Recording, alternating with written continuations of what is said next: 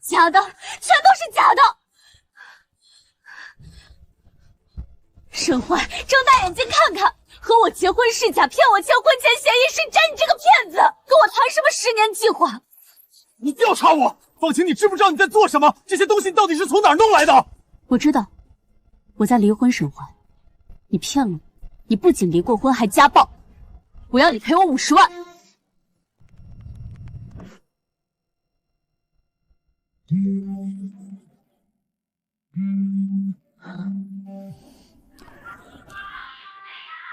妮儿，下班了没有？还在加班呢，妈，有事你就直说吧。咋又加班？你天天加到啥时候是个头啊？又来了。上周刘阿姨介绍那个娃儿，照片发你微信了，你瞅了没？没看呢，我这边真的很忙。方晴，你每次都拿忙当借口，你今年都29了，过了这个年就是30，29、30坎31过，没有人管。这次这个真不一样，人家是飞国际航线的机长，年薪这个数。多少？随后199万，刘阿姨把纳税证明截图发我了，打码了，打码我也瞅得真真的。那一后面跟他唠多久，我眼又不瞎。税后199万，在这个就业环境下，这简直是个天文数字。我目前的年薪是18万出头，也就是说，对方1年的收入，我需要不吃不喝工作至少16年才能攒下来。条件这么好，为什么还要来相亲？是身体有什么毛病，还是离过婚带着孩子？都没有，人家身强力壮，未婚未育，就是有一个问题。他太忙了，1年大概只有1个月能回国休假，而且因为保密协议或者倒班的原因，平时联系也不是很方便。1年也就回来那么一次，1年只回来1次，这意味着如果结了婚，我将拥有一套市中心的高级住宅，以及1年365天不受打扰的绝对自由。妈，把他的资料发给我看看，要详细一点的那种。中，发了，我早就准备好了。那这周六下午2点，我帮你约好了。他刚好这周在国内转机，只有2个小时的时间见面。可以，周六下午2点，地点你发给我。本人因职业特殊性无法提供常规家庭陪伴，寻求独立、理性，能独自处理家庭事务的伴侣。也不知道陈阿姨介绍的人靠不靠谱，后面还是多调查下他，不能掉以轻心。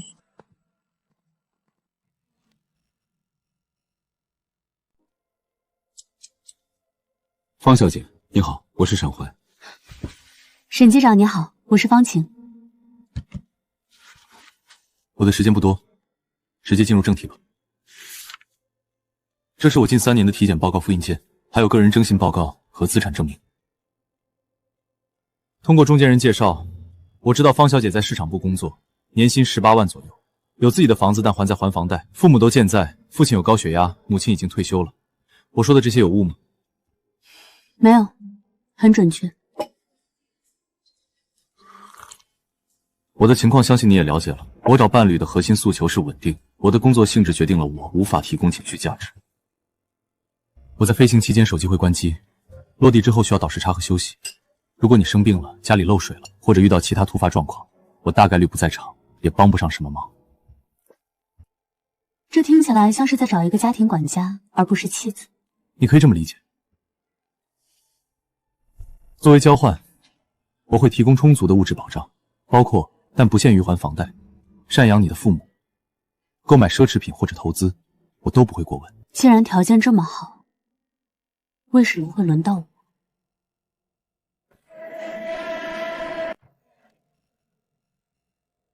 我看过你的社交媒体动态，你经常一个人旅行、看电影，甚至一个人去做过手术。你非常独立，而且情绪稳定，这是我最看重的特质。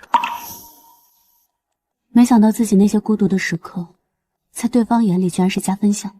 还有一个原因，我的父母在外省的养老社区居住，虽然有专人照顾，但如果遇到需要家属签字的紧急医疗情况，我飞在天上赶不回来。我需要一个合法的妻子，在法律层面代表我行使签字权和决策权。如果我答应，我需要履行什么义务？照顾好你自己，不要让我担心家里的事情。另外，每年的勤假，希望能配合我的时间安排。我需要考虑一下。还有15分钟，你可以现在考虑，或者回去之后微信答复我。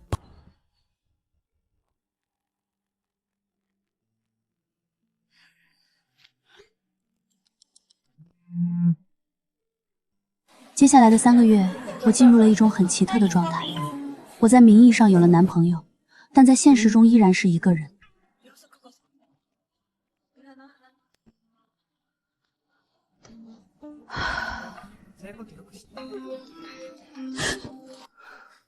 这是我们认识以来，他第2次主动发起视频通话。团圆节快乐！你那边是中午吗？刚飞完一个长航线，有点累。这几个月感觉怎么样？挺好的，很自由，也很富裕。方晴，其实这种日子我不会过一辈子。我打算再飞10年国际线，积累足够的资产。到了42左右，我会申请转岗，朝9晚5，每天回家。前10年我们是合伙人，一起积累家庭资本。10年后我们可以做真正的夫妻，好好享受生活。你觉得这个规划可行吗？好，这个规划我认可。那就好。下个月我就有年假了，我会回国一趟。如果你没有意见，我们就在那段时间把手续办了。等你回来。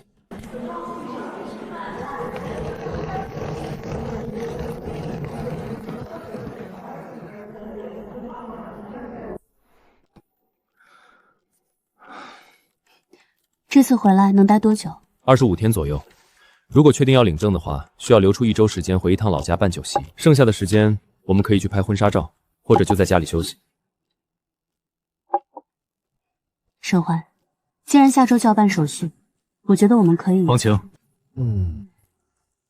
怎么了？在正式去民政局之前，我有几句话必须说清楚。你说吧。我有3个条件，这3个条件没有任何商量的余地。我要求你必须无条件接受，只要有1条你做不到或者觉得犹豫，我们立刻终止关系。第一，我们婚后不会住在一起。第2，关于孩子的问题，我希望在头3年内不要生孩子。他的工作性质确实不适合带孩子，这点我倒能理解。第3，也是最重要的一条，你不得以任何理由干涉我的工作安排。你说的这3条我全部答应，而且我觉得你说的太保守。头3年不要孩子，我觉得头5年都不要考虑。你先把事业做稳，我也有自己的职业规划。至于不住在一起，那就更好了。我本来就很享受单身生活，你要是天天在家，我反而不习惯。不干涉工作是基本的尊重，我既然选了你，就会接受你的职业属性。好，那我明天让人把婚前协议的最终版本定下来，后天我们去民政局。好。领证后的第3天，沈怀就因为工作飞走了。婚后的第1个月，他如约寄回了工资卡。红皮皮领爸吗？领了，他寄了工资卡，有80万。乖乖嘞，嫁出去买回来，正经人谁给80万？有这么好？妈，中，妈逗你，听好，男人钱，女人脸，花完他就变心眼儿，存好，别乱花。你开心没有？挺好的。中，妈跳舞去了。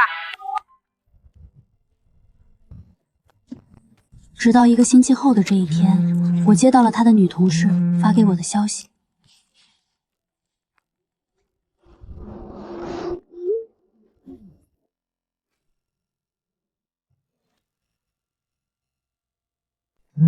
沈怀的同事短信约我见面，还特意选在公司楼下。不管是什么事，肯定不是什么好事。方晴，我是苏婉。我先跟你说明一下我的身份，我是沈怀所在航空公司的乘务长，跟他一起飞了3年多了。我今天来找你，是因为我觉得你有权利知道真相。你知道他为什么选择你吗？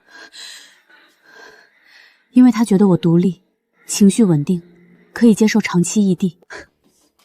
这只是表面原因，真正的原因是他在上一段婚姻结束的时候被前妻分走了将近1半的资产，所以他需要找一个不会跟他离婚，或者说不会主动提出离婚的人。上一段婚姻，他跟我说过他只有1段订婚的经历，没有结过婚。这是他前一段婚姻的离婚协议书复印件，上面有他的亲笔签名和民政局公章，你可以仔细看看。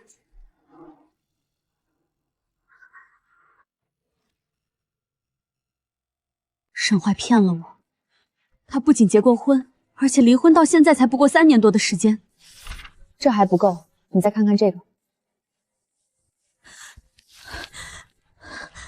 沈怀的前妻关月是我们公司的空乘，他们2个是在航班上认识的。结婚之后，关月才发现沈怀有严重的精神疾病。他限制关月的社交，不许她联系异性，甚至连跟女性朋友吃饭都要她同意。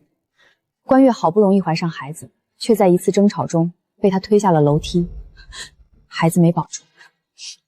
那后来呢？后来关月提离婚，沈怀不同意，威胁他必须净身出户，因为有婚前协议。关月请了律师，打了大半年的官司，才拿到应得的财产，但整个人已经被折磨得不成样子了。你以为他为什么要找一个独立、不纠缠、情绪稳定的女人？因为他需要的是一个不会反抗、不会闹、不会跟他撕破脸的棋子，而不是一个妻子。我眼睁睁看着她从一个开朗活泼的女孩变成了一个连门都不敢出的人，我不想看到同样的悲剧发生在你身上。谢谢你告诉我这些，这些东西能留给我吗？本来就是给你准备的复印件，你拿去吧。有什么需要帮忙的，随时联系我。找不到，没有任何说谎的痕迹。沈怀，你为什么要骗我？我需要一个独立、不纠缠的伴侣，这是10年计划，你只要做好本分就行。原来你不是工作盲，你只是需要一个不会质疑你、不会管束你、不会在你不想出现时打扰你的隐形人。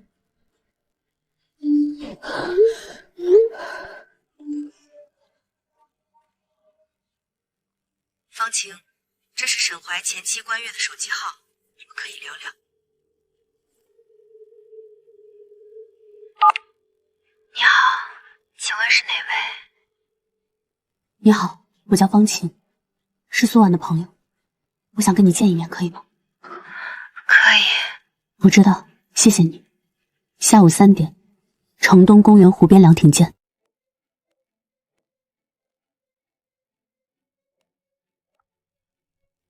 你是关月？你是方晴。苏婉跟我说过你嫁给沈怀了吧？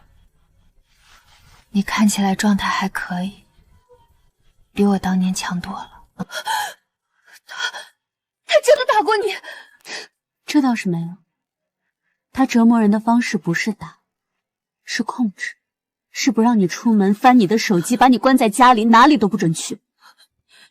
他不让我工作，连我去超市买个东西都要跟他报备，买什么东西花了多少钱都要一笔一笔说清楚。既然这样，你当时为什么不早点离开他？为什么还要忍受他这么多年？因为他不让我离开。每次我说要离婚，他都会跪下来求我说他改了，然后又变本加厉。而且他有一个很可怕的本事，就是在外人面前永远是一个谦谦君子的样子，温柔体贴。所有人都觉得他是个好男人，没有一个人相信我会被他精神控制。后来呢？后来我请了一个很好的律师，打了1年多的官司，才拿回了一点应得的东西，但那点东西根本不够弥补我失去的身体和精神。方晴，你趁现在还来得及，赶紧离开他，不要像我一样，等到什么都没了才后悔。认识我之前，他相亲过20多个女孩，每个人都被逼签了这种严苛的保密协议。沈怀，你真是可以啊，无耻。方小姐，你这个案子比较复杂，因为你们结婚的时间不长，而且有婚前协议。如果按照正常程序打官司离婚，你确实拿不到什么赔偿。但如果你能证明他在婚前隐瞒了重大事实，包括他之前的婚姻史和暴力行为记录，那么这份婚前协议的有效性是可以被质疑的。不过我需要提醒你，这条路不好走，对方是个很谨慎的人，所有的证据链条都需要非常扎实才行。我知道，证据我已经在收集了。我不仅要赔偿，我还要自由，是让他付出应有的代价。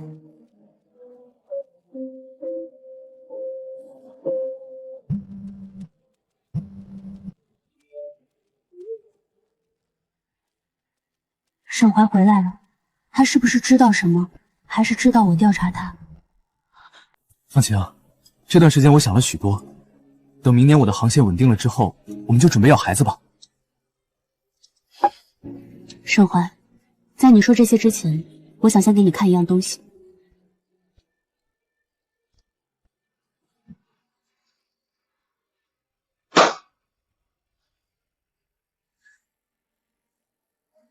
这是什么？你打开看看就知道了。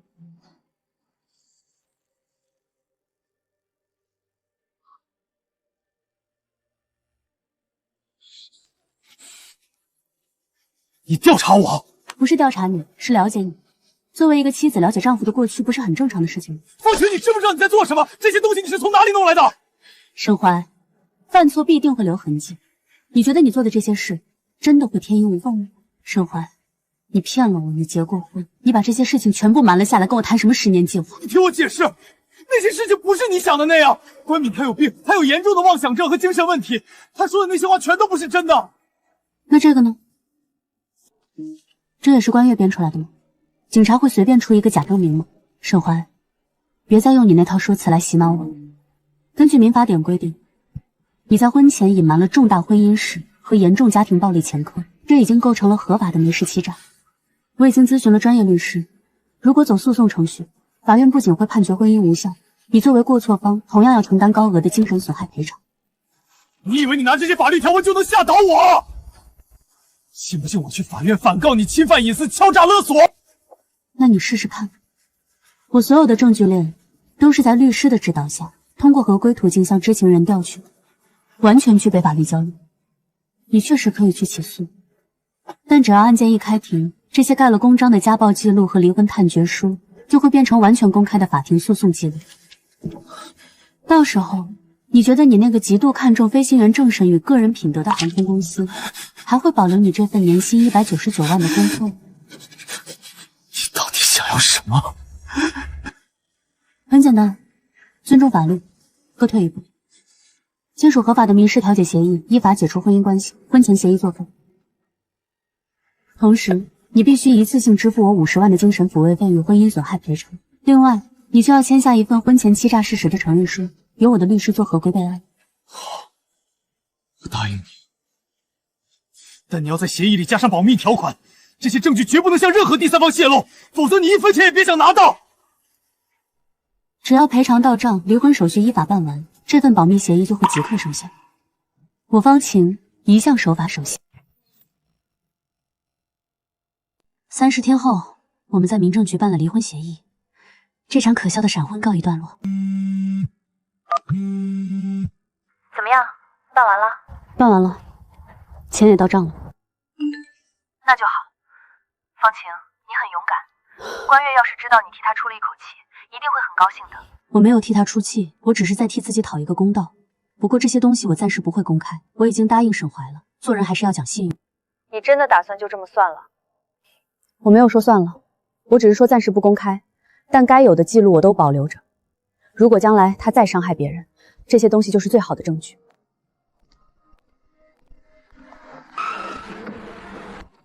沈怀，从此两不相欠。或许我对这段婚姻有过一丝期盼，但最终还是被你的欺骗彻底瓦碎。妈，我跟沈航离婚了。你离了？方晴，你给我说清楚，俩彩铃那边红皮皮几天，我份子钱都还没收回来呢。妈，你别问了，总之不是我的问题，你相信我就可以。不是你是谁？他打你了？我就说他条件太好，肯定有鬼。机长张了句，不是骗就是混，是不是他外头有人？妈，他没有打我，但他骗了我。他结过婚，还做过一些很不好的事情，我不想跟他过下去。那你还好吗？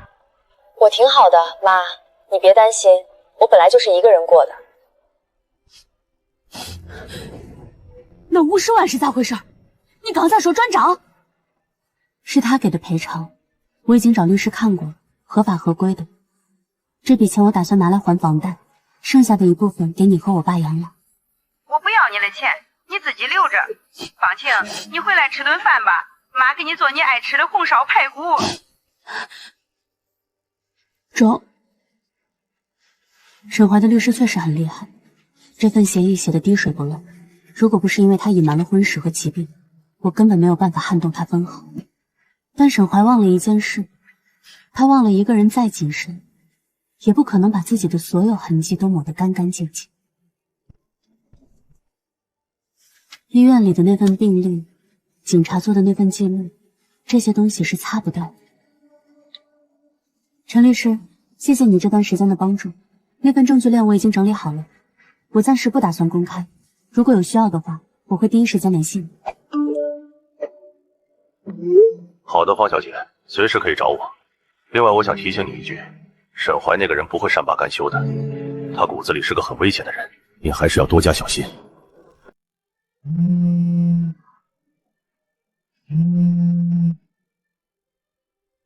请问是方晴方小姐吗？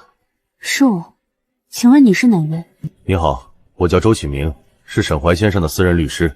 方便的话，我想跟你约个时间见面谈一谈。有什么事不能在电话里说吗？有些事情还是当面谈比较好，不会占用你太多时间，大概20分钟就够了。好，时间地点发我。方小姐你好，我是周启明。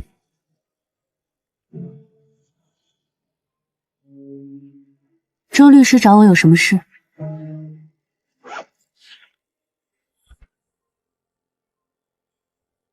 方小姐，这是我当事人沈怀先生提供的一份文件，内容是你在婚姻存续期间对他进行敲诈勒索的证据，包括你在离婚谈判中说的那些话的录音记录。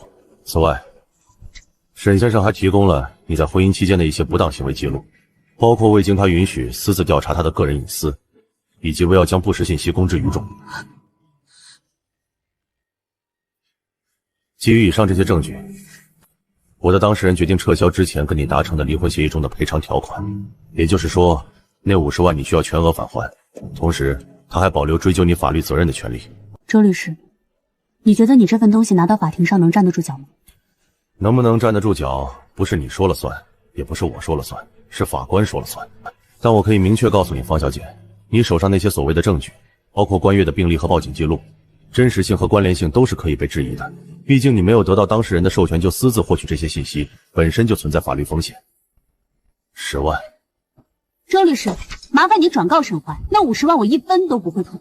他要是觉得他有理，尽管去告我就好了，我奉陪到底。方小姐，我建议你再考虑一下。不用考虑了，我已经考虑得很清楚。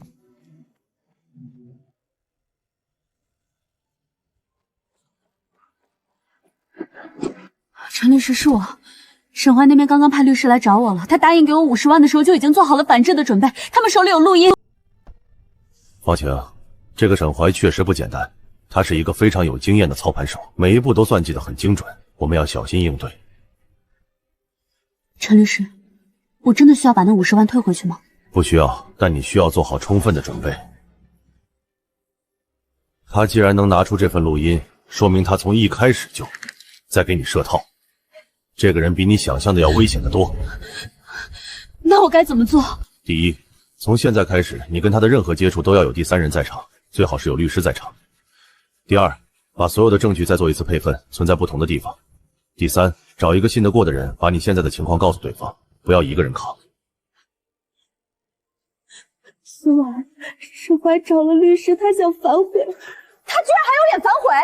他把关系害成那样，现在还想害你？方晴，你别怕，我帮你，关月也一定会帮你。我们手上的证据足够让他付出代价。苏婉，谢谢。谢什么？应该的。对了，关月跟我说了一件事，我觉得对你接下来的谈判会有帮助。沈怀在跟关月离婚的时候，曾经被法院判定为有过错方，所以他在工业法方面是有前科的。这个信息在公开的裁判文献网上是可以查到的。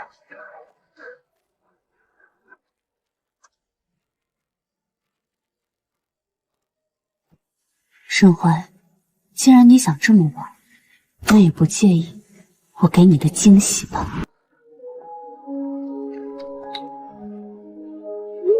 陈律师，证据拿到了。方晴你好，我是关月的亲姐姐关林，我妹妹把你的事情都告诉我了。我今天找你是因为我查到了一件非常重要的事情，你方便接电话吗？方晴，沈怀这个人比你想为的还要恶劣得多。我花时间查了他，他能拿那么高的年薪，根本不是因为技术好，而是背后有人。什么意思？沈怀所在的航空公司有个负责航线和人事调度的副总经理叫孟庆国。沈怀之前跟孟庆国的女儿谈恋爱，孟庆国帮他在公司里铺了很多路。后来孟庆国的女儿发现了沈怀跟关月的事儿，跟他分了手。但沈怀手上握着孟庆国的把柄，孟庆国不敢动他，只能继续给他安排好的航线。再告诉你一个更劲爆的。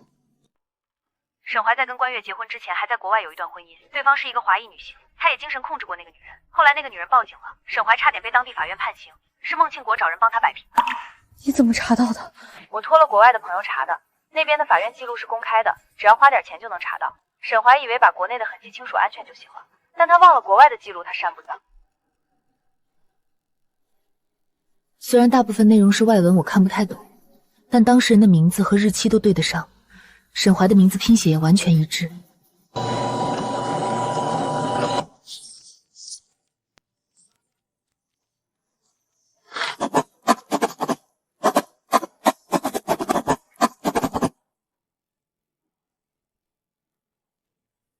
这一招叫破釜沉舟，我不给沈怀任何谈判的机会，也不给自己留任何退路。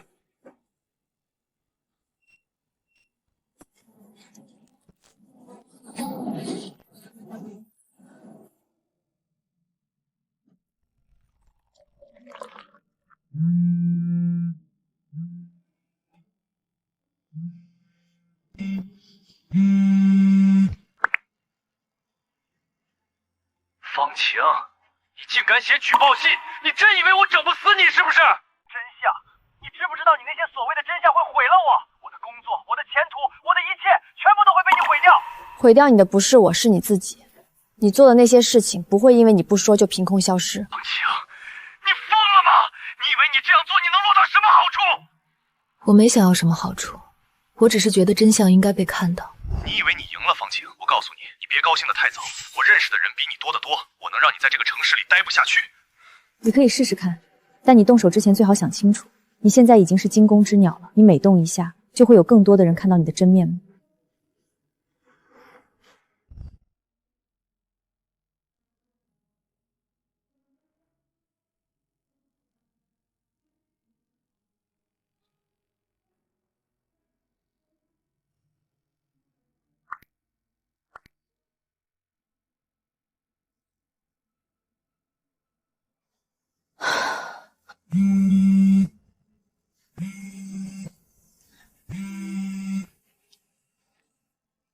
方晴，谢谢你。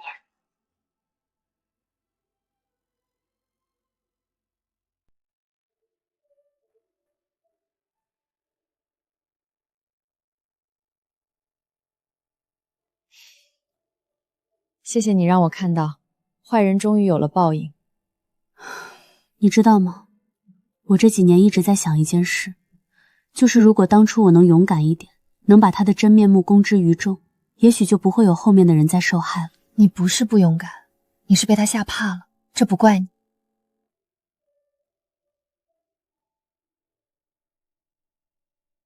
但我现在想通了，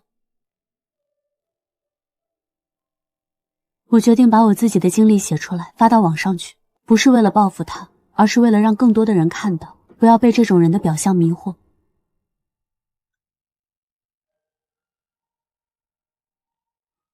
我支持你。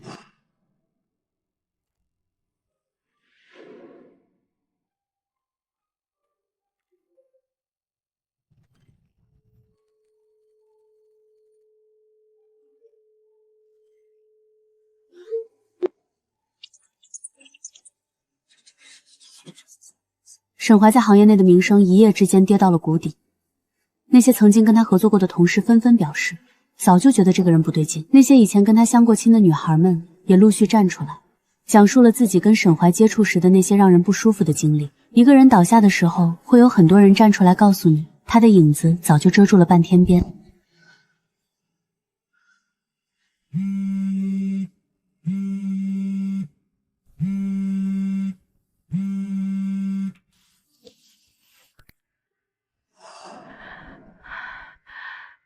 小芳，我是沈怀的妈妈。我打这个电话不是来替他求情的，我只是想跟你说一声对不起。沈怀这孩子从小就跟他爸不一样，他爸是个很温和的人，但他像我那个暴脾气的爹。我一直知道他有问题，但我从来没有认真管过他，总觉得男孩子嘛，脾气大一点正常，等他长大了就好了。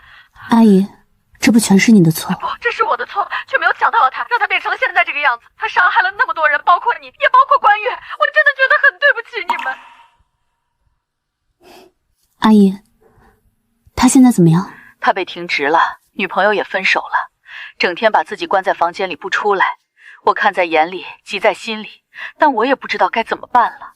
他需要的是专业的心理帮助，不是您的迁就和纵容。如果您真的想帮他，就劝他去找一个心理医生。我会跟他说的，小芳，谢谢你，也对不起你。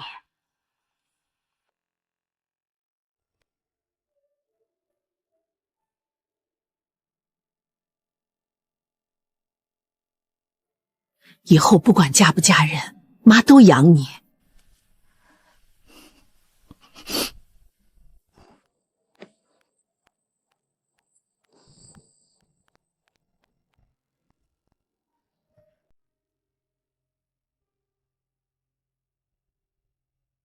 方小姐，你好，初次见面，我是林深。你好，请问我们认识吗？以前不认识，但现在认识了。我是一家公关与危机管理公司的合伙人。这几个月，你在处理和沈怀那段婚姻时展现出的冷静、果断，以及极其出色的证据收集与反击能力，让我印象深刻。你调查我？职业习惯，请见谅。我之前为那家航空公司处理过一些公关危机，所以对你们的事情有所耳闻。我今天来是想挖人。方小姐在现在的中型企业市场部做得很不错，但我认为你的天赋不仅限于此，你破局的手法堪称教科书级别。我们公司非常需要你这样情绪稳定且极具逻辑的人才。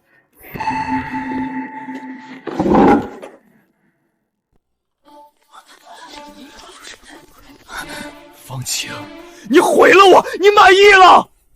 我的工作没了，我10几年积累的一切全都没了。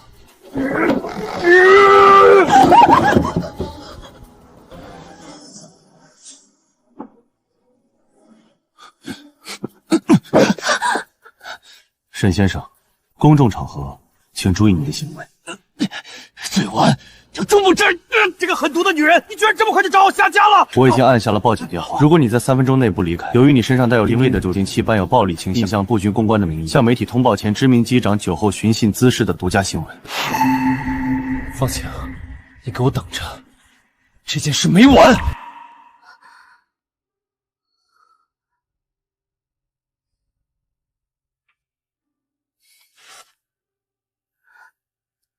方小姐，看来你现在的处境依然不太安全。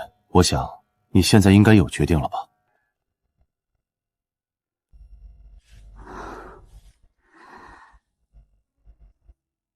林总，我答应你的邀请，我什么时候可以入职？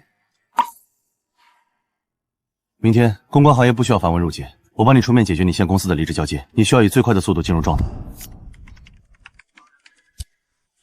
方小姐，这是您的专属通行卡，林总在独立办公室等您，请跟我来。这是你入职后的第一个大项目，也是我特意为你留的，打开看看。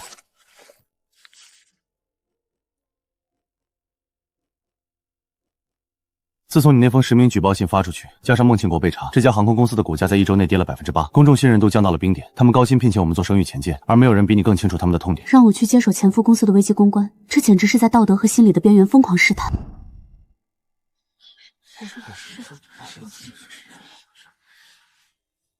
今天的汇报先到这里，其他人先出去，方小姐留下。方小姐，沈怀曾经违规潜入过一次档案室，留下了这个。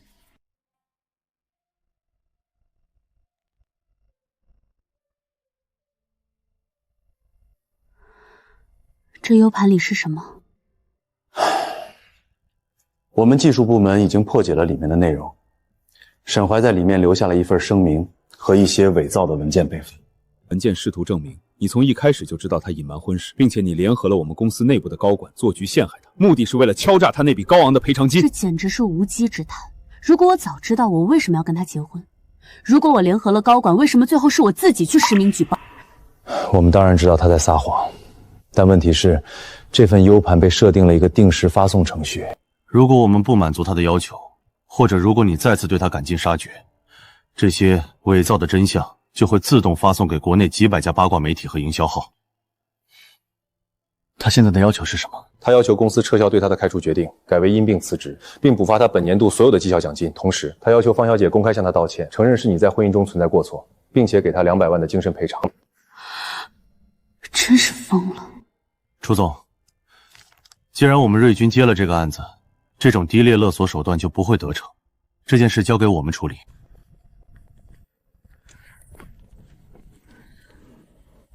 别担心，有我在。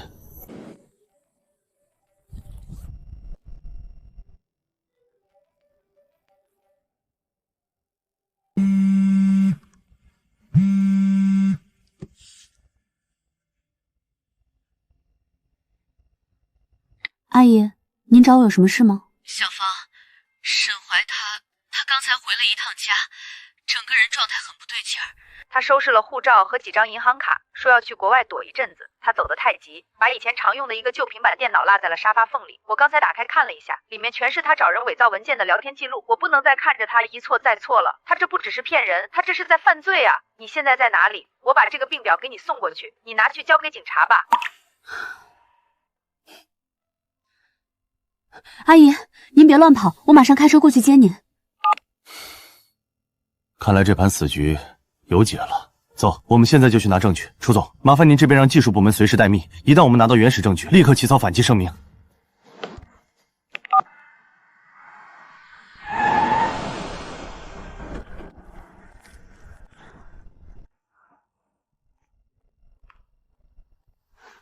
阿姨，我们来了。小芳，阿姨最后求你一件事，把这些东西交给帽子叔叔的时候，能不能跟他们说一声，沈怀虽然做了错事，但他脑子可能真的生病了，希望能让他在里面接受点心理治疗。是我没教好他，是我害了他。阿姨，您放心，帽子叔叔会依法处理的。我同情这位母亲的眼泪，但对沈怀，我绝不会有半动心软。敲诈勒索罪数额特别巨大，证据链完美闭环。如果现在爆钩，他在机场或者车站就会被拦截。方晴，从公关的角度来看，我们现在直接报警是最好的选择吗？不，那个定时邮件依然是个隐患。说说你的计划。主动出击，我们要在他的定时邮件发送之前，主动召开线上新闻发布会，由楚总出面，将他敲诈勒的证据、伪造文件的过程进行全网公开展示，同时直播警方介入的过程。就这么办。不过我们还需要一个诱饵。他现在是个被逼急的赌徒，你去直接接触他，不可控因素太多。放心，我不见他，我只用微信跟他交涉。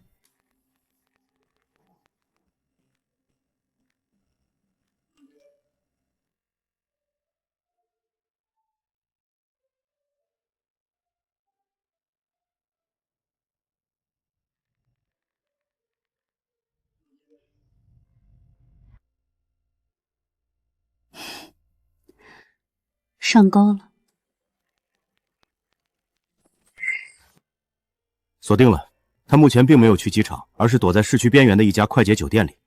大概是想等钱到账后再动身。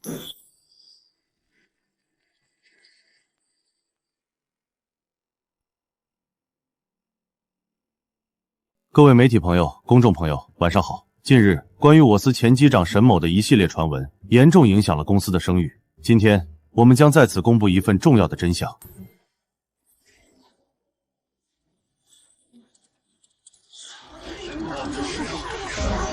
就在今天，沈某利用这些伪造的证据，企图向公司及相关受害者勒索巨额财物。目前，我们已经向公安机关正式报案，警方已立案侦查，并采取了常规行动。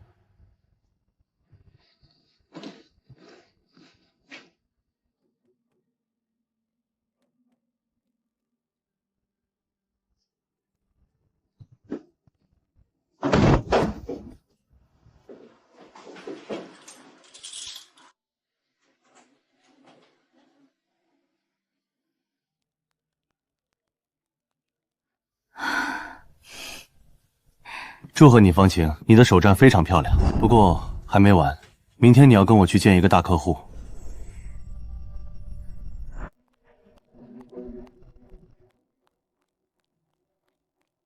方英姐，林总在办公室等你半天了，说你一来就过去。知道了，谢了。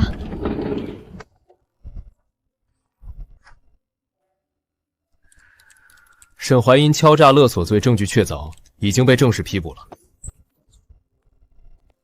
姓沈的，不加糖不加奶，跟你口味。谢了，沈怀的案子结了，比我预想的快。证据链太完整了，他想翻供都没机会。不过别松气，新活来了。多大的客户？天海集团，李建国。那个做地产和新能源的天海，他们怎么会找我们？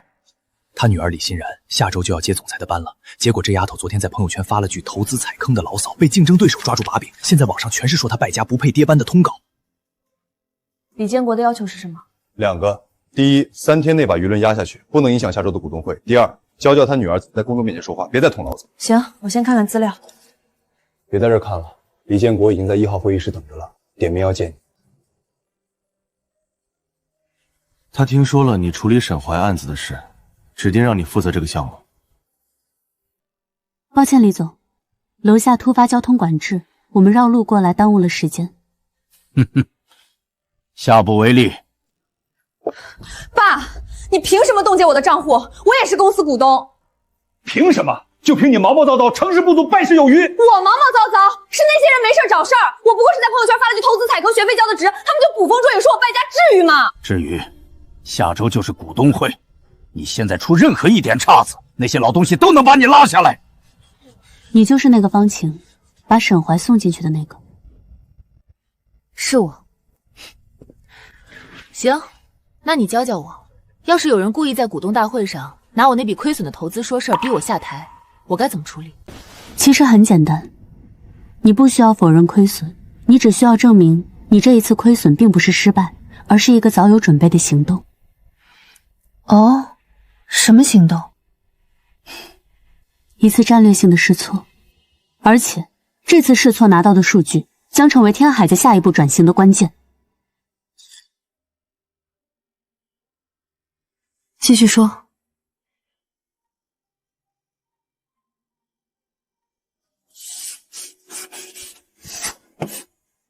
股东怕的不是你赔钱，而是你隐瞒情况，失去掌控。方晴，这思路确实稳妥，欣然，你觉得呢？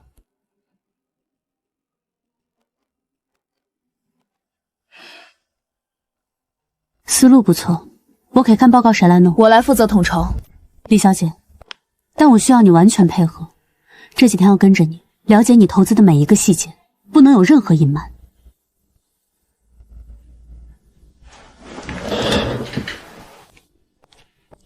随便你，明天早上8点去我办公室找我。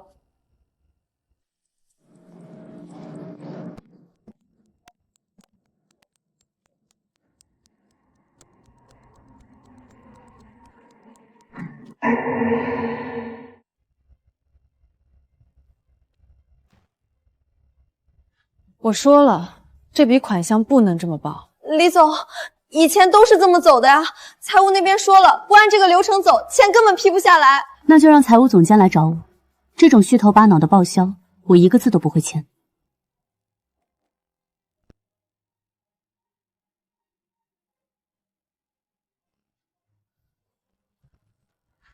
方小姐，您来了，那我先出去了。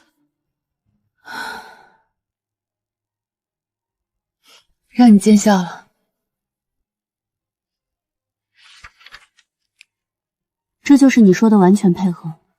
看来你的麻烦不止网上那些舆论，可不是吗？公司里一堆老油条，等着看我出丑呢。那笔投资的消息是他们故意泄露出去的，肯定是。我昨天查了资金流向，有人在背后搞鬼，想借着这件事把我从接班人的位置上拉下来。你怀疑谁？不好说。我爸身边的几个副总，个个都盯着这个位置，尤其是王副总，跟着我爸10几年了，野心最大。你需要我帮你查出泄密的？不，我要你帮我设个局。既然他们想拿投资亏损说事，那我就给他们递个更大的把柄。你帮我放个假消息，就说我为了填那个窟窿，准备挪用下半年的研发资金。这太冒险了，消息一旦放出去，不仅你的名声会毁了，天海的股价也会大跌。舍不得孩子套不着狼，那些人只要听到这个消息，肯定会在股东大会上联合发难，到时候我再拿出证据反将一中，一次性把这些蛀虫都清出去。好，我帮你，但这件事儿必须瞒着你爸，不然他肯定会拦着我们。放心，我嘴严得很，事成之后我给你包个大红包。接下来的3天，我动用了瑞军的所有渠道，把消息巧妙地透给了几个和王副总走得近的媒体人。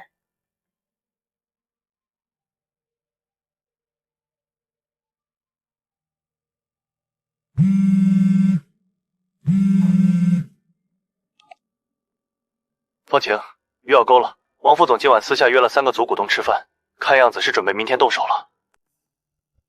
你看，这是酒店停车场的监控。王副总进去的时候手里拿着一个文件袋，出来的时候是空的。看来他是把准备好的材料交给那些股东了，明天有好戏看了。你那边的报告准备好了吗？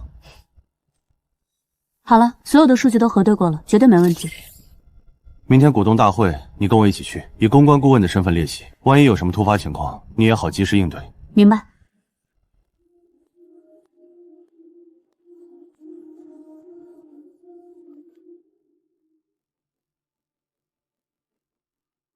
喂，李小姐，明天的局已经布好了。王副总约了3个大股东，准备明天发难。我知道了，我刚才也收到了消息，没想到第一个跳出来的居然是他。明天你别慌，让他先把话说完，把底牌都亮出来，等他最得意的时候，你再把报告拿出来，打他个措手不及。放心，我心里有数，明天看我的表演。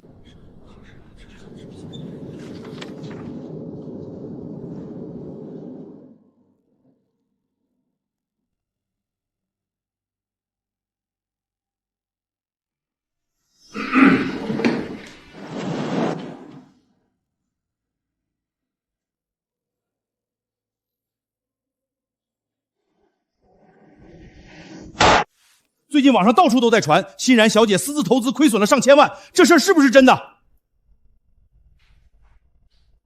不仅如此，还有更严重的。有人说欣然小姐为了填这个窟窿，准备挪用公司下半年的核心研发资金。天海是我们所有人的心血，这事儿要是真的，我们这些股东绝不能答应。是啊，李董，这事儿必须查清楚。研发资金是公司的命根子，绝对不能动。欣然小姐太年轻了，做事太冲动，我看接办的事还是再考虑考虑吧。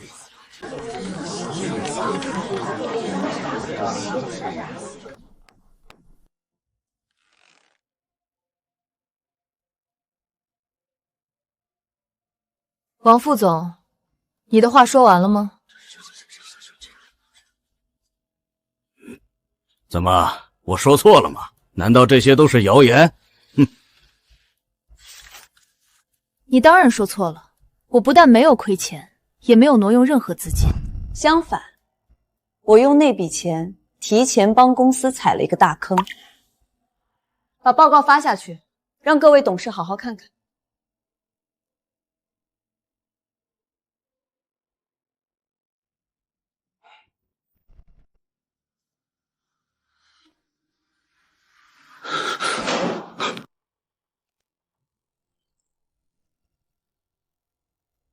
这份报告是我花了3个月时间，实地考察了20多家公司才整理出来的。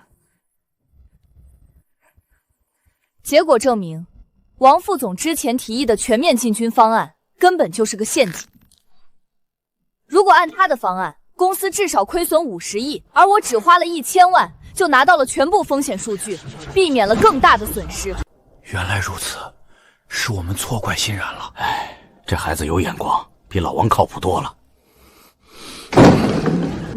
你这是狡辩！这份报告肯定是你临时编出来的。你连夜串通媒体散布假消息，还联合股东逼宫，你到底安的什么心？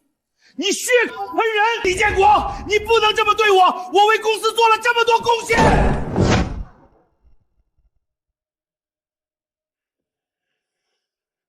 现在还有人对欣然接班有意见吗？好，我宣布，从下个月1号起，由李欣然正式接任天海集团总裁一职。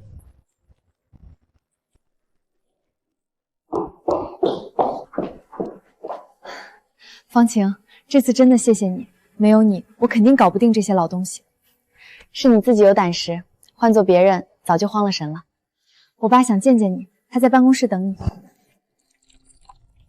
我很欣赏你的办事风格，有没有兴趣来天海集团？待遇绝对比瑞金好。谢谢李董的好意，但我还是更喜欢现在的工作。人各有志，我不勉强你。副总裁的位置都不心动，在你这里，我能学到更多东西。算你有眼光，不过别高兴太早，新案子来了。一个新崛起的公关公司，最近一直在抢我们的客户，手段特别脏。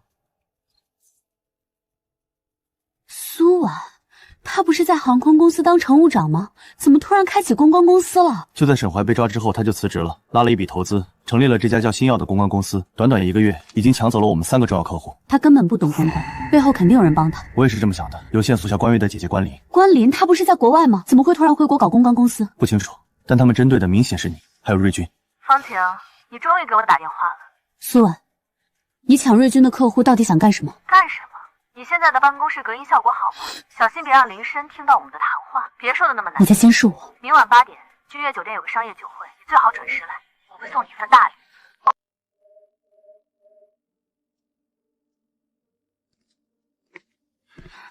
别担心，明晚我陪你一起去，我倒要看看他们到底想玩什么花样。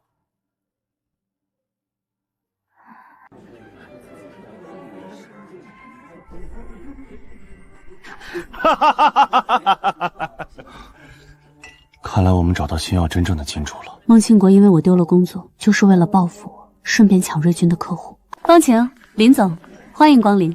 苏婉，你忘了他当年是怎么包庇沈怀的吗？你以为你在帮官媒讨公道？你不过是踩着他的伤疤拿到了进入瑞军的敲门砖，你名利双收，官媒却还在看心理医生。方晴，你比沈怀更虚伪。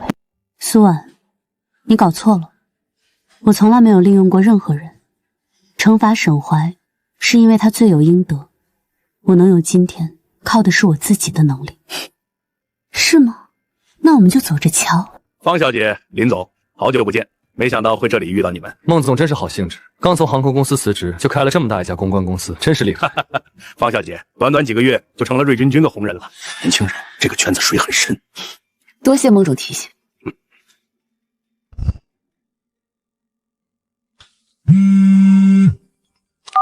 方晴，我们见一面，就我们2个人。好，半小时后，公司楼下咖啡见。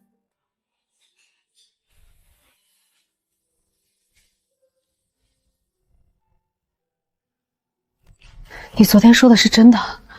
孟庆国当年真的包庇了沈怀？这就是孟庆国帮沈怀摆平国外官司的真相。他做这一切，只是为了让沈怀继续留在航空公司。我真是个傻子，我居然被他骗了，还帮他对付你。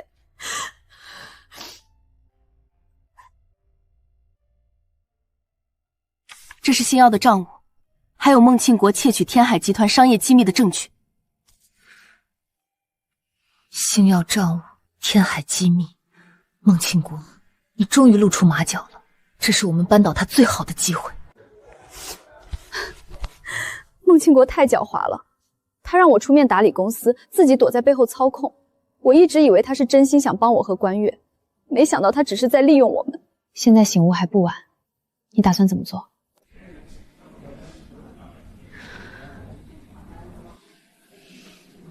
我要揭发他，不能让他再继续害人了。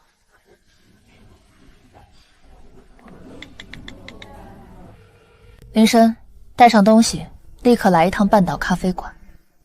苏婉反水了，我们准备动手。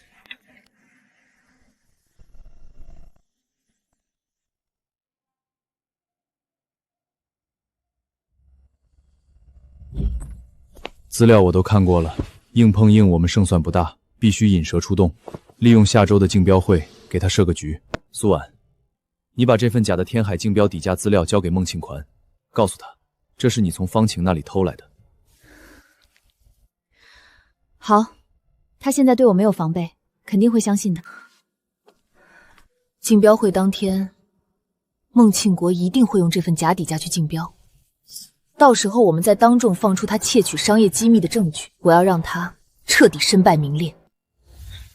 没问题，这次我一定要让他付出代价。同时，我们会提前报钩，等他一露面，帽子叔叔就会把他带走。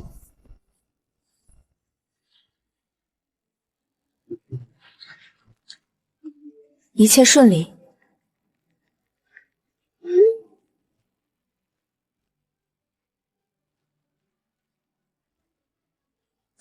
是。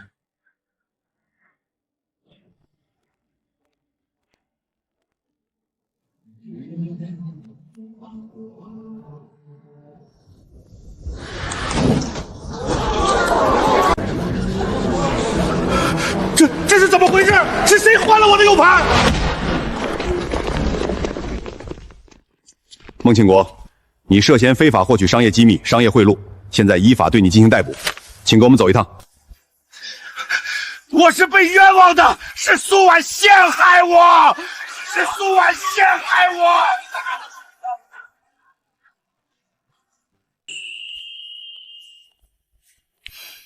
都结束了。是啊，都结束了。我已经向工商局举报了星耀公关，公司很快就会被查封。你接下来打算怎么办？关月开了一家小花店，他叫我过去帮忙，我们想换个环境，重新开始，挺好的。祝你们一切顺利。方晴，对不起，之前是我误会你了。没事儿，都过去了。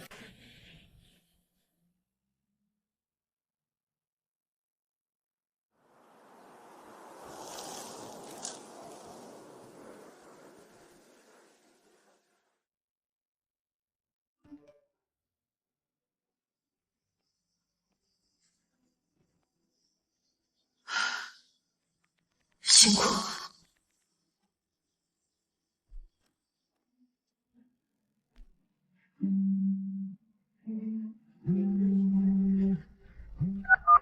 喂，您好，方晴，是我关妹，你能不能来我店里一趟？我这边出事了。你别急，慢慢说，出什么事儿了？有人举报我卖有毒的花材，说买了我的花过敏进医院了。工商的人刚过来要查封我的店，还有好多人在网上骂我。你别慌，把地址发给我，现在就过去。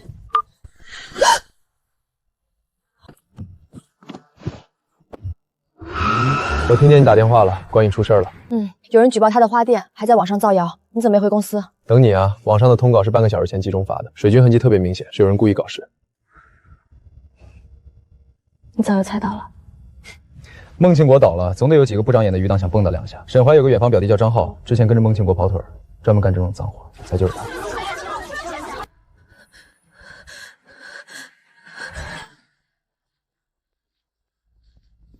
您好，我是店主关月的朋友，也是他的委托代理人。请问举报的具体内容是什么？有没有举报人提供的证据？这是今天上午在本地论坛发的帖子，还发了医院的诊断证明，说买了你们店的玫瑰，接触后严重过敏，引发了哮喘。我们店里所有的花材都是当天从昆明空运过来的，有进货单和检疫证明，我现在就拿给你们看。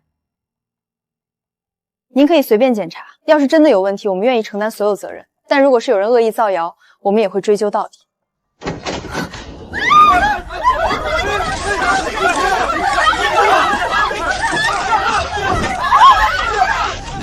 请问老板娘，网上曝光你们用劣质花卉致人哮喘住院，是真的吗？你们是不是在谋财害命？关小姐，听说你之前有精神疾病史，是不是真的？各位，请注意你们的言行，恶意诽谤和侵犯隐私都是违法行为。我们只是如实报道，难道还不让人说吗？网上的谣言是不是你们发的？我们很快就会查清楚。刚才你们所有的提问和拍摄我都录下来了，现在我正式通知你们，3分钟内不离开，我们会立刻报警，并且以诽谤罪和侵犯肖像权起诉你们所在的媒体。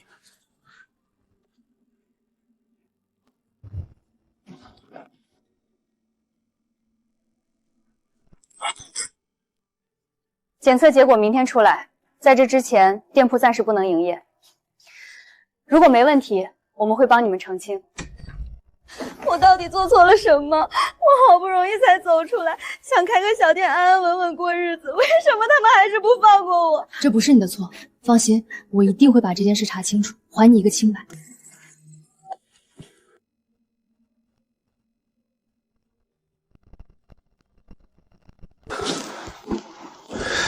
查到发帖的人了，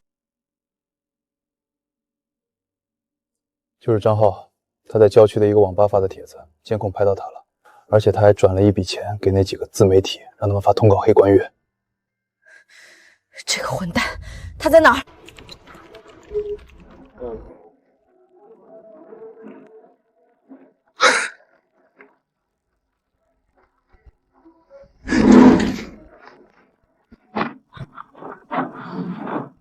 跑什么？张浩，是你在网上造谣官位，还举报他的花店吧？沈怀和孟庆国都进去了，你还想替他们报仇？你知不知道你这样做已经构成了诽谤罪和诬告陷害罪，最少要判3年。我只是一时糊涂。我给你2个选择：第一，我们现在报警，你等着坐牢；第二，你现在就去网上发澄清声明，承认是你恶意造谣。我选第2个，我现在就发声明，我马上就去道歉。都解决了，你看，张浩已经发了澄清声明，还录了道歉视频。明天工伤的检测结果出来，就能证明你的清白了。方晴、林总，真的太谢谢你们了！要是没有你们，我真的不知道该怎么办了。没事，都是应该的。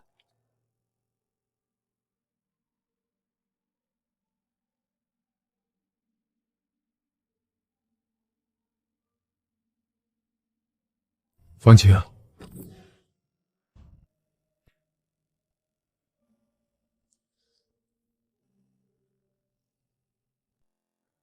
如果不用迁就，也不用看脸色，而是2个人并肩作战。林总，你不会是想用办公室恋情来压榨我的剩余价值吧？那看来我还得继续努力，证明我不仅仅是个好老板。真正的安全感从来不是别人给的，而是你手里的钱，是脑子里的知识，是敢于反击的勇气。未来的路还很长，我不知道会遇到什么，也不知道和林深能走多远，但我不再害怕了，因为我有能力保护好自己。方晴，